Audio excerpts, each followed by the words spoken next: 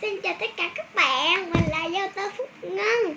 Hôm nay mình sẽ giới thiệu cho các bạn hai loại sữa mới và bánh mới.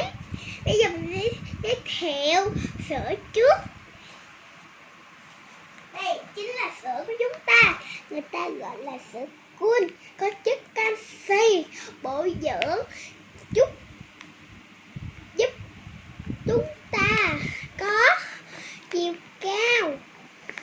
Bây giờ chúng ta sẽ qua loại bánh của chúng ta. Đây là bánh của chúng ta.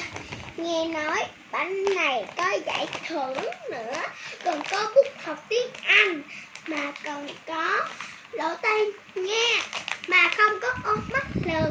Cái này mình không biết là bánh gì mà nó rất là ngon. Hôm nay chúng ta sẽ nói về một món đồ chơi mới của mình mới mua hồi ngày hôm qua. Đó là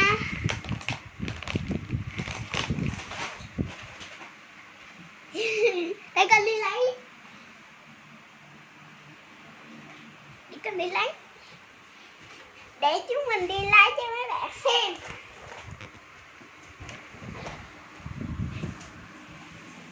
Mình tiếp tục đến món thứ ba.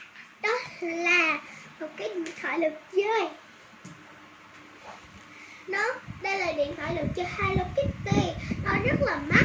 Bà nội đã mua cho mình hồi ngày hôm qua. Mình rất là thích nó. Mình để dành mà mình có chơi. Mà mình chơi có một chiếc